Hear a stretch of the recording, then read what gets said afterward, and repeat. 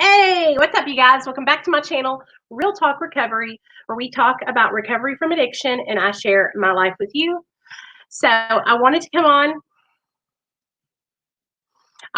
on here and do another live with you guys because I thought we could talk about um, everything that me and Leanne talked about. Because one, I knew you guys were going to be like, "Oh, she's so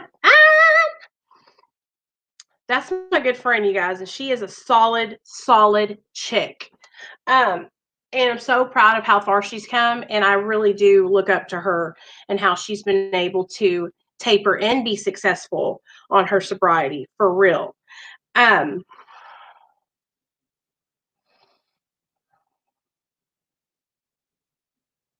okay, so let's go ahead and wait for everybody to get in here.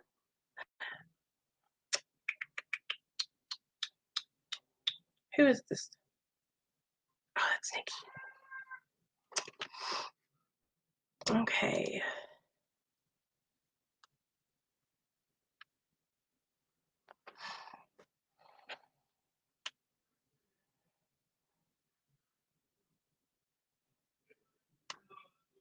For some reason, my computer is like really lagging, you guys. So I'm sorry if I'm like lagging too. What's up, Boxcar Rick? I just wanted to come back on and chat with you guys before I have to go live after live. Live after live with Leanne. Okay, so let's talk about Leanne's what we talked about with Leanne. Let's talk about how she has been able to successfully taper off of methadone and stay sober and get a job working in the treatment industry. So this is why I want you guys to hear me out. Whenever I come on my channel and I'm talking to you guys about tapering and going slowly and taking your time, it's never because I think that I know it all. It's just because I want to make sure that you guys are successful when you taper. And I really wanted to have Leanne on here tonight so she could share with you guys just how slowly she went. It took her over a year to get completely off of methadone. But she was able to do it, and she had a strong foundation in her sobriety. She had a sponsor, she had support network, and she really, even though she wanted to rush and get off, she took her time and she listened to her counselor. She listened to the doctor, and look where she's at today. And I really wanted her to come on and share that with you guys because I know so many of you are trying to taper on Suboxone, trying to taper off of methadone. And I really wanted to have somebody on who could show you guys, hey, this is what I did and this is how I did it. And so I really hope you guys enjoyed that because she is a literal walking miracle. She is an amazing woman. She's so kind-hearted, so loving, and I'm so very grateful that I met her. It was a year and a half, 2 years ago when I met her, and I had created a group on Facebook. I told you guys that's where I started. I started on Facebook making videos about maintenance, medication, and recovery, and how I was sharing more about how there was a lot of judgment and people looked down on us and they treated us like we weren't good enough because we were on maintenance medication. And so when I found Leanne, we were both, in a place where we had been to different fellowships and we had been told that we weren't sober and that we couldn't be at those meetings because we were on maintenance medication. And so I really related to her a lot, and I still do. We both love makeup. We both love doing our makeup, as you could see. So we if we lived in the same state, we would probably hang out like every single day. And so I'm glad that you guys enjoyed that. And I want to have people on the channel of all different recovery backgrounds. I want to have people on the channel who have, been abstinent, people on the channel who are on maintenance, people on the channel who, maybe they smoke weed. I want to have all different kinds of recoveries on so that way you guys can see that recovery is possible. You know, recovery is possible, and it doesn't matter how far down you have went in your addiction, there is still hope, and you can recover. You just got to you got to want it, you guys. You got to want it, and you got to fight for your right to party. Okay. Also, I wanted to show you guys my new shirt. Do you see what it says? Emotional. Y'all know me. I think I might cry. I'm just saying. Okay, so now, did you guys see the video I put up before me and Leanne came on? So many of you guys were asking me to talk about the Joe and Danny stuff. So I made a video about it, y'all. I made a video about it. Because everybody wanted to know my opinion.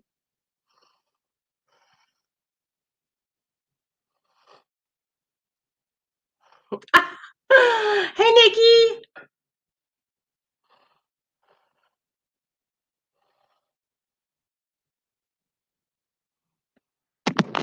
Hey, Nikki, did you like that video? I figured you would like Leanne because she is thebomb.com. Hey, Freya.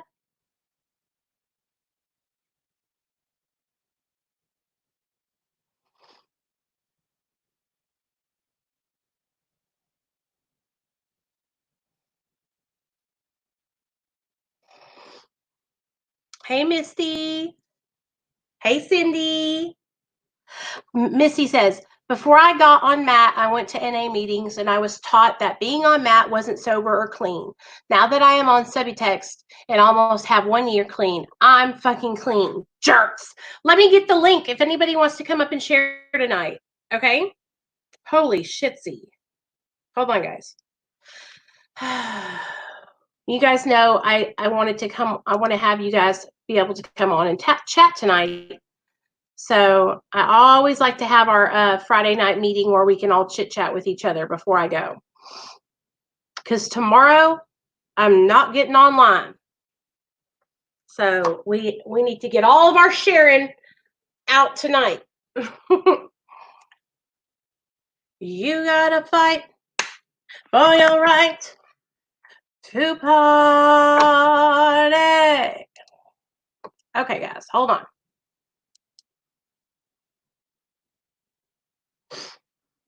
Also, I don't know if you guys heard me yet or not, but I was talking about like what tattoo I was going to get.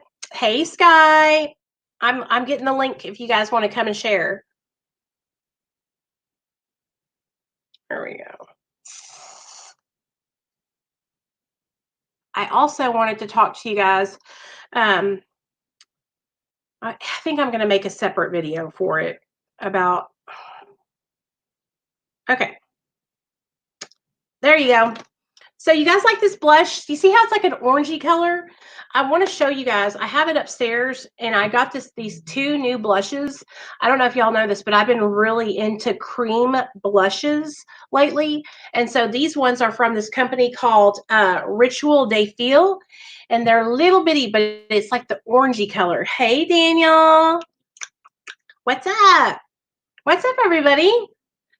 You like it? Thank you, my darling. Thank you. Anybody that wants to come up and share, here's the link. I would love to hear from you guys today. So let's go ahead and read what the comments are on our last video about Joe from After Prison Show and Danny, because there was probably going to be a lot of comments of people. Oh, thanks, baby. Okay, here we go. Danny was never a friend of Joe. Danny was locked up for 40 years. Well, I know that. Let's see. Oh, let me see. This comment says, this is the first time I've watched your videos. I've subbed. You come across as a really sound girl. Nice one for defending Joe. He's a decent, genuine guy and really didn't need any more of Danny's nasty shit. The truth always prevails. Thank you so much.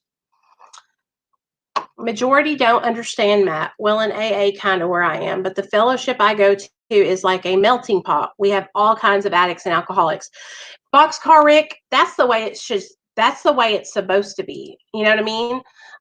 When the programs, 12-step programs were created, they're supposed to be a fellowship of addicts supporting each other, addicts and alcoholics supporting each other. And I feel like what has happened is over time, it's just become more people taking the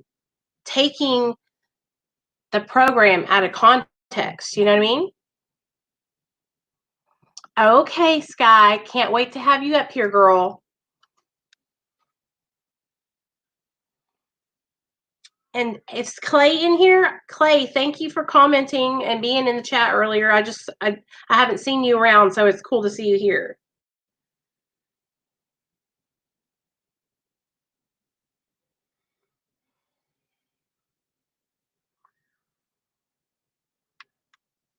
Hey, Amy, how are you doing, girl? We've been missing you, girl. I hope you're doing okay.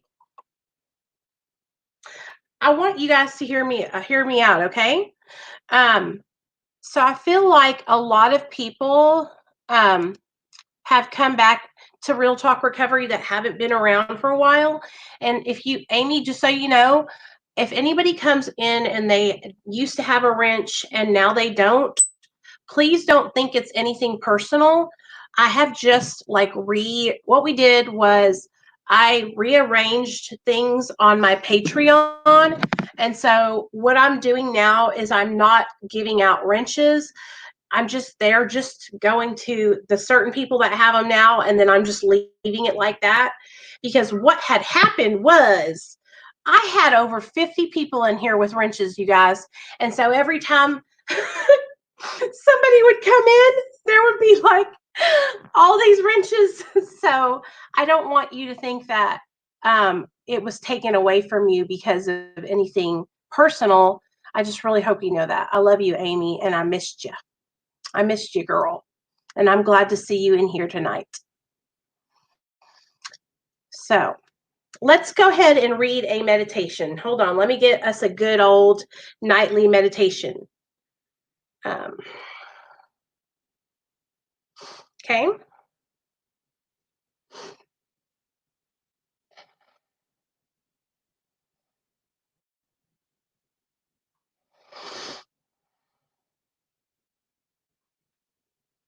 Hold on.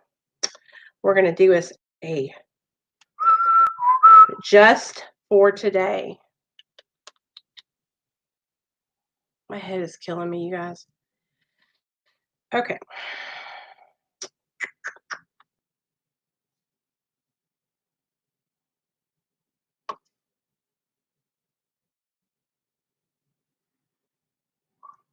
Hold on. Sorry, guys.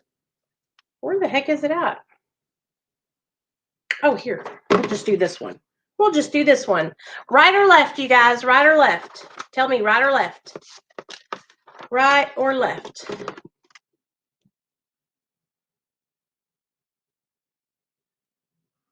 Okay, here we go. Ready? In order to survive in the contradictory and explosive world of alcoholism, many of us learn to ignore our feelings. We lost touch with ourselves without even knowing it. For example, although I pointed an accusing finger at the alcoholics in my life for deserting me in times of need, I wasn't a very good friend to myself.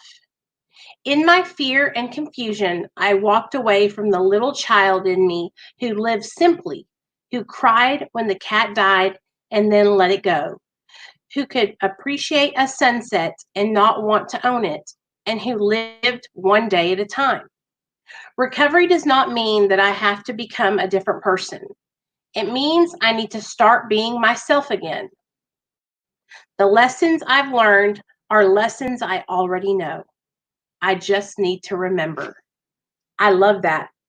Recovery does not mean that I have to become a different person. It means I need to start being myself again. Recovery does not mean that I have to become a different person. It just means that I have to be myself again. Find myself, baby. Right? Hey, Colleen, what's up, girl? I saw, Colleen, I saw your comment on my Instagram, and you know what? And anytime you want to come up and share, you don't have to show your face, girl. You can come up here and it can just be your voice, just so you know. And I love when you guys comment and interact with me on social media. I love seeing you guys. So many of you guys have been sharing my videos and posts on Facebook. And I just want you guys to know how much I appreciate that. Like every time you do that, my heart just skips a beat because it means it helps me and it helps this channel. And I just really appreciate you guys. Like it really, really does mean a lot to me. The fact that you guys appreciate what I do and that you're able to, you're willing and able to share my content. So thank you so much, you guys. Um, for real, for real. It means a lot to me. So.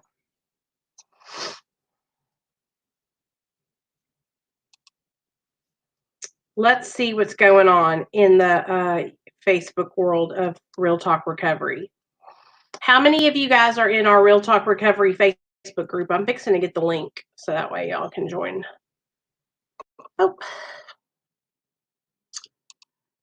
I keep commenting and forgetting to switch accounts. I say the same thing so often. I'm just trying to be myself again because I haven't been myself in years. Okay, girl, that's what I'm saying. I remember when I used to think, like, I didn't realize that that's what it was. That's when we were in our addictions, we were blocking out, who we really were because we were insecure and uncomfortable and afraid. Oh, hey, Daniel, what's up, babe? How you doing? I'm good. How about you? Not bad. Funny to see you face to face, huh? Hey, I'm so excited to have you on here. Yeah, well, you just been doing a lot lately. Happy on the 5,000, huh? Hey, you know it, baby. In the 5, congratulations, congratulations. I really appreciate that, man. I really do. Tell everybody, share it with everybody a little bit about you and how long you've been sober and all that good stuff. So sober off heroin's been like probably almost 10 years now, I would say. Everything else probably like 3. I mean, I drink once in a while, but once in a while, you know what I mean? Yeah. I'm from Lowell, Massachusetts, which if anybody, Mickey Ward, Dickie Eklund, those are my uncles. Lived in Boston for like 10, 12 years. I'm now living in Vermont, which I don't know if you've ever seen or looked at my Instagram, but it's a nice woodsy, happy place. Oh, it's beautiful. And, I changed my life. Geographical change, but I saved my money. I bought this land and knew I needed to get out of there, so that's me now, I guess. I'm so proud of you, man. How are you staying sober during coronavirus? Has it been challenging? Actually, Vermont's got like the least amount of cases in the country, so we didn't really have any restrictions. So I've really been out and about. But one of the best things that helps me is I have like 6, 7 teenagers with me a day. We play baseball, we play tennis, we golf, we go swimming, we have fires at night. Of course, I have my son's only 18 months now. He's only 18 months, so he comes with us too. So pushing a carriage. If my hands are busy, I'm not putting my hands anywhere they shouldn't be, and that's really all it takes. And doing those things makes me feel good about me. And you have to be proud of yourself. We have so much negative and guilt from our past that you have to like do things that make you feel good about you. But like becoming a father made me realize I wasn't everything that people said about me. It made me realize that I was a good person, that I could invest in something, that something could love me like I was their hero, no matter what anybody ever said or whatever I have been through, So the best thing to do is to just do things that make you proud of yourself. Invest in your work, become good at what you do, be a good friend, be dependable, be things that you never were when you were using, but you always wanted to be, you know? And that's what Oh, I do now. hell yeah. That's such a like you just said it all. Like keep your hands busy. The devil was the idle hands are a devil's playground. I'm No so doubt. lame. I can't believe you came on video with me, man. I'm so happy to see your face. I feel like we've been talking so much, but I never And like I did. seen you Hey, face to face. I think you had like 300 subscribers when I started talking back and forth with you. Yeah, Like it's it's been a crazy, couple isn't it? years. Y'all have helped me. I couldn't be where I'm at without you guys. Thank you. You guys Appreciate have that. built my I channel, couldn't be you where I'm know? at with. I Yeah. appreciate I y'all. mean, I know you got. I know you must love everyone because every day you put all you put into them. You know what I mean? Like put into us. And I appreciate that because I know you got a family. I know you got a relationship.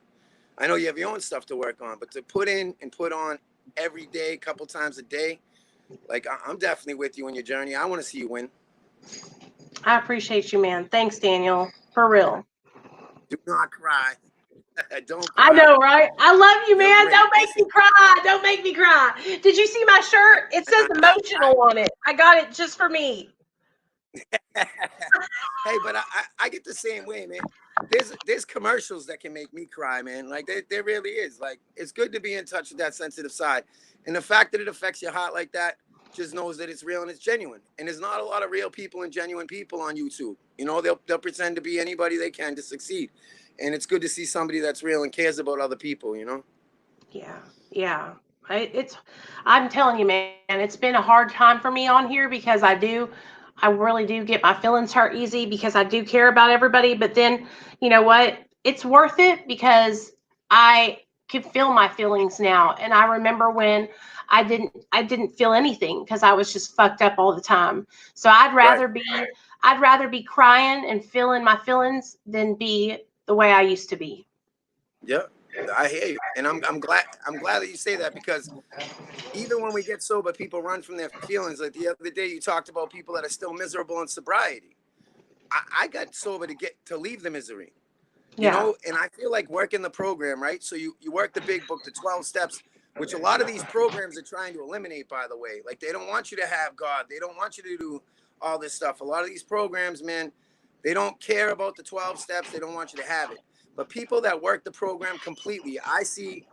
Why is my? Oh, it's because I'm holding the phone crooked. I'm like, what's my neck broke? But I see people that work the program as it's laid out in the book. Go through the 12 steps, go to step meetings and work on your step work. Look at yourself. Those are the people that become happy and return to who they really are. Those people that just go to meetings and stay dry or stay sober, that's all it is. It's sober. It's not happy. It's not whole. It's not complete. And the biggest part of it is the steps come from the Bible, right? So they have Mhm. spiritual background, which we know this disease is more powerful than any human. So how can you not put your faith in something stronger than you? So you have to have that. But then when you look at something spiritual convicts you when you're doing bad behaviors. So Yeah. if you're sober doing the same things you were doing when you were using, right? Then you're going to continue to be that same miserable person. So you get sober and you work on eliminating those character defects. Like the program is just, and if you don't work it, then you're robbing yourself, you know? And it took a long time for me to learn that, but I always liked the noon step meetings the best. There was guys there with 20 years, 30 years sober that really were working the program and really believed in it, you know? And it's just too bad that people don't push the whole program enough. But the big book, the 12-step book, doing the step work, doing the workbook.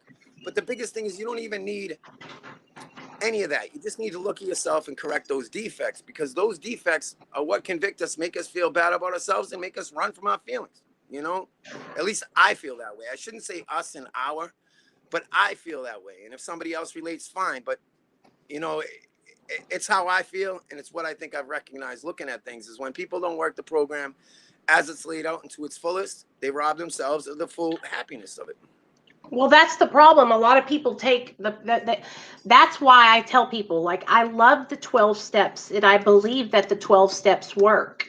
But it's the people in the programs that are judgmental and that are hurtful to others. It's not the program that was built like that. The program is an amazing. If you have a great sponsor who takes you through the 12 steps, I know that you will benefit from working them.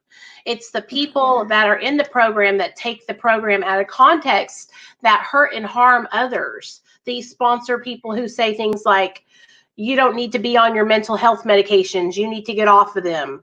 Or people that tell you can't, that you shouldn't be in a meeting because you're on maintenance medication. Those are the people that give the 12-step fellowships a bad name. And that's why it's so important. That's why there is the traditions. And that's why, like, from now on my channel, what I do is I'm just focused on sharing my experience, because when I used to be really focused on sharing about the 12 steps, but now I know why they have the traditions to protect the program, because there's assholes like me and everybody else who go out and they could say something and it's not what AA or NA stands for. It's my opinion. And so that's what ends up hurting the program. True, bad advertising. Huh? I said true, it's bad advertising. There's no doubt. Yeah, I learned that the hard way over time. And now, like, when people ask me, like, yes, if you can work the steps, I think it's amazing. It'll help you so much. But for me, I have to stick to what my experience is and protect the anonymity of the program. And, you know, and that's what I'm going to do from now on. But if it's like, if people ask me, work the steps, get every program you can do everything, because it can't hurt you. It can only help you. Exactly. When I was in prison, that's exactly what I did. My job was a student full time, right? Everybody else wanted to do whatever. And so one of the biggest things, right? So I'm a strong Christian. Like, I think Jesus Christ is the biggest gangster of all time, right? And I got some gangster ass friends, and I happen to be a little gangster myself sometimes. I just had a black eye 2 weeks ago because I fought two people at the same time. But so I haven't grown out of my own childish ways. But yeah, I didn't send you a picture. Oh, I should have sent you a picture. No. A nice one. But I won. Oh yeah, it was to stand up for somebody. So this girl was 46 years old, raised her children, has grandkids, and I showed up at her house, and she had been having problems with her landlord, right? And he wouldn't give her a new lease. He was shutting off her heat and electric. I pull in to go visit, and there's three guys changing the lock. So I jump out the car, I flip out, whatever. Well, I talk to them. I get the landlord's name. It's supposedly, like, I live in a small area, right? So supposedly there's rumors like they buried a body. So all these people are afraid of them. So nobody will do anything, right? Which we know it's a lie, because you would. It's true.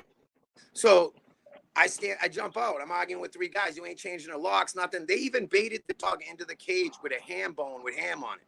So they were changing their locks. Oh, no, we're not changing the locks. All right, the lock was on the ground. So I flipped out. I'm arguing with three of them. Needless to say, they didn't change the locks, right? Next day, I talked to the owner, to the father, to the landlord. And it's like a 5-apartment, almost looks like a hotel. But still, it was her first apartment in years. And she's always been with drug addicts and never used. Never used. Always been with drug addicts. Was married. Never used. And I've known her 23 years. I know her mother, who just recently passed away. I know her sister that OD'd on Vicodins. OD'd on methadone. And she was never an addict. She just started using Vicodins. Yeah, Vicodins. And they gave her methadone and she overdosed. And so I've been through a lot with this woman. I know her kids. I was there when her daughter had the baby. And we're just friends. You know what I mean? But I'm the type of guy that I go hard for my friends. So anyways, they stopped changing the locks. I talked to the landlord the next day. I get her a lease, right?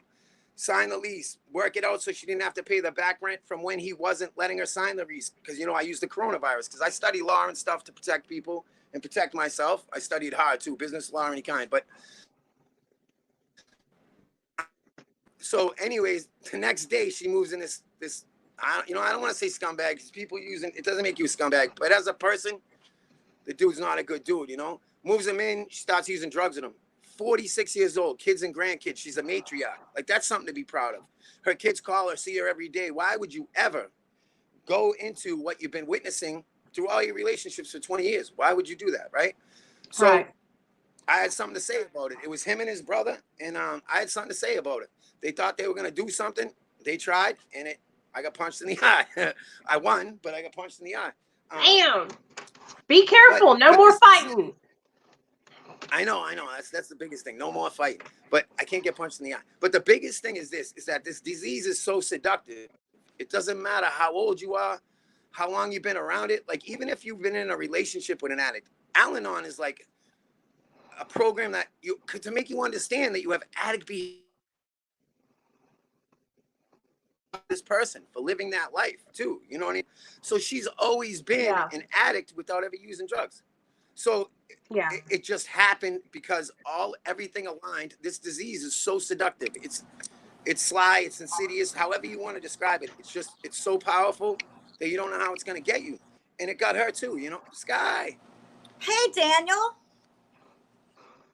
Hey, Good, how you doing? how are you?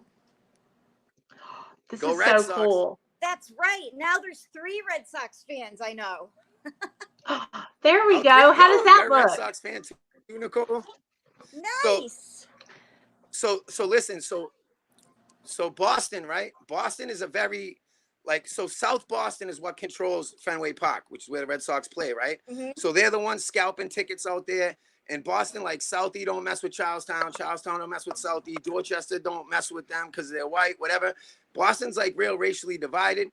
And it's also like if you ain't from Boston, you can't do nothing there, right? But I scalped tickets for 2 years in Boston. Hey, anybody selling any tickets? Anybody buying any tickets? I need tickets over here. I got tickets, right? So every day I would go with this guy. Like, I've just had so many acts of serendipity in my life, right? I met this guy one time, and I was probably doing the wrong thing, dropping something off. I mean, I was a kid, 19, 20, whatever. I was probably dropping something off. But so I'm dropping something off to this guy, and he's like, hey, you know, I like your personality. You want to do this, whatever, come sell tickets with me? And I said, yeah, I'll go check it out. So every day, right, he would come and he'd be like, leave all your money at home. We're only taking $30. He'd take a cab from Boston, from Lowell to Boston, which was 30 miles. We'd stop at like Kmart, somewhere cheap or something, but we get like the red and blue running pants. We dress like the ticket guys, like the ones that sell peanuts and hot dogs. We dress like the Red Sox attendants. And I'd go out there and I'd stand outside Fenway Park or the Garden or whatever. And I'd be like, anybody selling any tickets? Anybody buying any tickets? Tickets over here. I need tickets. And that's what I do all day. And I used to make like over $1,000. And I go to like Great Woods and do concerts like Red Hot Chili Peppers or something.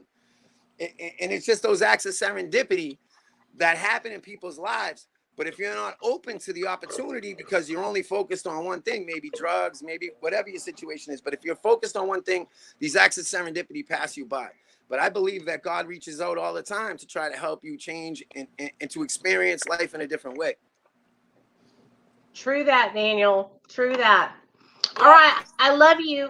I'm going to let Sky share because you'll talk forever. Yes, I will. Bye. Thank you, I love you, Daniel. Hey, girl. Isn't this cool? Tonight, only because I can't find my glasses. My readers, they're probably outside. I don't know, but I really can't see that good, so I can't. It's hard for me to type. It's possible, but so that's why I'm quiet. How many days you got sober, Sky? 34. Hey! That's awesome. I got past that 28 days. I know. I'm so proud of you, girl. How are you feeling? I'm feeling great. I really am. Last night I had a dream that I was going through my junk drawers, and I found a bunch of Percocet.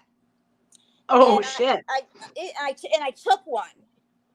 So it's like I don't even know how to relapse right. I took one in my dream, but those using dreams are crazy, man. I'm telling you, and then like you'll get you'll get it, and then you'll feel like you're high, but you're not. You're asleep. I woke up. Well, what's worse is I woke up with like a pit in my stomach. I had to think for a minute. Was that real? Like, why did I screw up all this time for one? That was my thought. Well, But for one, you're like, but at least I could have done it right in my dream, huh? it had a bunch of them. Yeah. Oh my God. But no, I'm feeling really good. Yeah, I can't believe it. You know, I'm trying to not focus on bad things, and it's working. Like, I am looking for a roommate, as you know. I thought I found the perfect roommate, but it was too good to be true. And when I asked her if she minded if I did a background check, I never heard from her again. And to be honest with you, I shouldn't have put it that way, because a background check is not a deal breaker for me. I was arrested. Exactly. I tried to get a fake ID at motor vehicle when I was 19, and I got caught when nobody got caught. And I got arrested for forgery and criminal impersonation, probably because I looked 11 at the time. But yeah, like, I just wanted to make sure she's not like a serial killer. You know what I mean? Right. I don't know, but whatever. It's okay. That just means that somebody better is going to come along.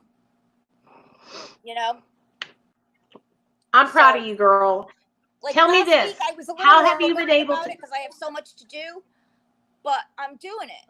I'm doing it sober, so it's all good. You're doing it. You're kicking ass and you're taking names. That's right. I know you have a headache. I feel bad. I'm not going to stay. Okay, I love you. Love you too. I'll be back in a minute. All right, girl. Okay, Brad, I see you, buddy. Hold on. What's up? Bada bing, bada boom. How you doing? Can you hear me? Hey, bub, what's up? Can you hear me? I can hear you. How you doing? Yeah. How you doing? Good. Good. That's good. I'm doing good. What's up with you? Can you hear me? Yeah, I can hear you good. Yeah, I've been doing good though. Yeah, I don't really have a chair here, so I'm gonna be standing in this awkward position. But I don't have a stand. I'm using my phone. But yeah, I'm doing good though. I really don't have much clean time at all. Like 7 days. No, actually 6 days. Last Saturday. That's okay. I haven't used heroin though or anything like that. But last Saturday, I mean, it's the same shit. Last Saturday, I went out and I drank, and then I drove and I made a bunch of stupid decisions. Yeah, but I haven't used since then. So. Well, listen to me. You just put one foot in front of the other. Keep on keeping on. Don't give up, okay? Yeah, I know that's right. Yeah. Did you ever did you get put on Suboxone or no? No, I don't think I'm gonna get on that. I don't know. I just think that's okay. Because like my problem right now, like recently, has been more so alcohol. I think because like I keep like justifying it, you know. I keep telling myself, "Oh, I'm not an alcoholic," and I'm like, all my friends are drinking, I can drink. So but I know that deep down that I can't. But it's like a back and forth battle. Like I'll be in denial, but I know that I've already accepted the fact. But then I'll like change my mind. It's annoying as fuck. Like 1 minute I'll be like, "Oh, I'm so happy that I'm sober." The next minute I don't even give a fuck. So I don't know. It's confusing, you know what I mean? Because I don't know which is like my addiction talking and which one is really me. You know, it's like it's like an angel and a devil on each shoulder. That's exactly how addiction is. It's like two sides. It's like you're split in between the dark side and the light side. And so getting drunk and high is just a way to escape the way you're feeling on the inside. So tell me this. Have you been struggling with depression or feeling alone or unhappy or sad? No, honestly, like I'd really just been working my ass off, so I really haven't even I really haven't been. I've been busy and I've been pretty much happy, except for like the first 2 days after I drank, I was like real depressed because I felt like I wasted time. So, like I don't know, I always feel like I wasted time that I spent being sober, even though I know that really I didn't. It's better to be ahead of time sober than not. I mean, I could have died if I wasn't sober, who knows? But yeah, I don't know. It's just like I make like impulsive decisions. It's always been my problem. I've always been an impulsive type person, and like I don't know, every decision I make is off impulse. I feel like I don't really think before I make decisions. I've always been just like wild, and that's something I really just need to work. Like I just need to call my sponsor, and I just need to. I know what to do, but I just don't do it. I don't know. Like as a man, like I don't like calling another man and bitching on the phone about my problems. You know what I mean? And not even trying to sound like on no tough guy shit. I just like they don't want to hear that shit. I don't know if that's true. That's just how I feel. You know. Well, that your sponsor needs you just as much as you need him. I know. Okay. I know. So Yeah. I know my husband was the same way. He didn't want to call another man, and he said the same exact thing. But I'm telling you, man, it's like it helps us when our sponsees call us. It helps us to be able to help them. And so just think of it this way. You're helping him stay sober by Yeah. allowing him to help you. Yeah, I'm gonna start thinking because that is a good point. Like a lot of stuff I know, but I just don't use it. That tool, you Right. know, I don't know. It's just like I'll completely not even think about it, or if I I do think know. about it, it's like my old mindset, like that stupid ass macho shit will come back in, and I just it's a pride. Like I don't know, I have pride issues. It's really terrible.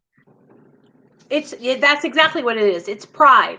Your pride's telling you I shouldn't have to call somebody. I should be able to do this on my own. That's Right. how I'm the same way. I did the same thing. I knew exactly what to do to stay sober. I just wouldn't put that shit, I wouldn't apply it. And that's the thing. Yeah. We're so smart that we're too smart for our own damn good. Yeah. You know, Seriously. Yeah. put that shit to work and apply it. Also, if you know you're making decisions out of impulse, slow down, Yeah. pause, take your time, think things through. You know, like make a mental point to try and slow your thinking down and slow what you're doing down. If you know that, hey, I'm thinking about drinking and I just go and pick up alcohol from the gas station, slow down and make a mental note. Like, I've got to start thinking before I do these things. If you think that, remember, I know you've been on the channel where we talk about snitching on our addiction. When that thought comes into your mind, I need to drink alcohol, then you need to right away think about, oh, there's Nicole dancing and snitching on my addiction. And you could just see me in your head dancing around. And you need to call your Yeah. sponsor or call me or get on here and tell somebody, hey, man, I was thinking about getting some alcohol, but I know I don't need to do it. I know it's not good for me. And then talk Yeah. on the phone, and that will pass. And guess what? You won't go out and get drunk. Yeah. Yeah, I know, and it's like I need to cancel out my thoughts as soon as I get them in my head because, like, all right, I got two things I want to say real quick. All right, A is like once I decide make a decision and I'm on my way to do it, there's no stopping for me. Like, there's nothing. It's like I'm possessed. You know what I mean? But then I know also, what the you thing I was mean. gonna, yeah, and then the other thing I was gonna say though was like I'll think like I know what like as soon as I get an idea in my head, like I'll think like because I had this new job and I just got a raise and shit. I'm making pretty decent money, and I'll think like, oh, if I spent like this much, I could get a good deal. I could get like a quarter of whatever, you know, and just like I don't know, and I'll just go in this like deep thought, even though like I know I know as soon as I start to feel it, but I don't know. It's like hard to get in these like thoughts, and I start planning this shit out. It's like, what the Yep. fuck, you That's know? because that's the obsession. Okay. Yeah, So when the thought comes in, when you're triggered, when the thought is triggered, right then you got to talk about it.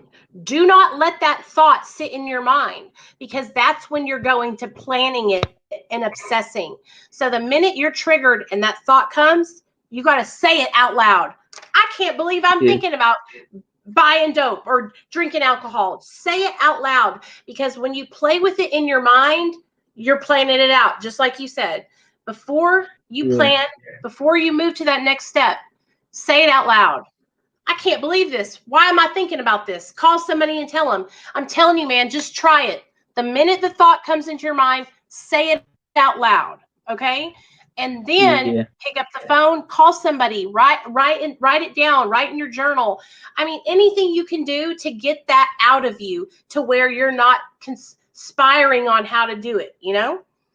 Yeah, exactly. And my sponsor taught me that. He said if you ever like obsessing, write it down, and like while you're like I now tried it and it works so well. Like I'll write it down and then I'll realize how ridiculous it is while I'm writing it and reading it back to myself. You know what I mean? But like I know I have a bunch of tools. It's just like I never use them. It's either I'll forget about the whole tool, or I'll feel like my pride issue will get in the way, or like something. And I just need to stop bitching and just do it. You can do it, man. You just got to do it. You just got to take that step and start putting that all the information and all the tools you have. You got to start using them, because if you don't Yeah. use them, then they're just gonna be rusty and they're gonna not be any good. So you got to practice and use those tools. If you're not using them, then you're not. Here's the thing. You're not going to learn how to change the way you're thinking or change your behaviors unless you start making the changes and practicing the behavior, like practicing telling on your addiction, practicing Yeah. writing the pros and cons. When you're not practicing it, it's like working a muscle. If you're I not know. doing the exercises, the muscle's not going to grow. So right now, you got all the tools to make your sobriety muscles grow, but you're not exercising them. Yeah. Yeah, because like I know how to get sober. I was sober for like 11 months. Like I've in the past like year I've had 2 days of being not sober. So like, I know how to be sober, but that's really what scares me the most. You know what I mean? Is like I know how to do it, and I'm still failing, and that just scares the shit out of me. Because I want to be sober more than anything. Excuse me. I want to be sober more than anything, and it's just like, I just keep finding myself just erasing all my clean time by doing some stupid shit. You know? Listen to me. It's okay. Don't be scared and don't be disappointed. Just listen. You're not erasing it.